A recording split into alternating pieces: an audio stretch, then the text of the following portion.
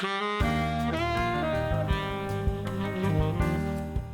係 Nicole，我係 Ryan，我哋結咗婚4年。我哋喺東倫敦經營一間茶餐廳。我係2010年嚟英國留學嘅，我因為最後覺得咧呢邊嗰個工作環境同埋生活咧比較輕鬆，所以最後就留低咗英國啦。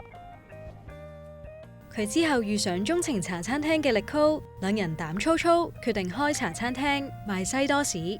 茶餐廳係好獨特於香港嘅嘢，呢一個空間咧，除咗係啲裝修啦，嗰種做嘢嘅速度啊，高速出餐啊，即使係一種快餐，但係仍然都係快靚正啊！呢個都係好香港嗰個精神。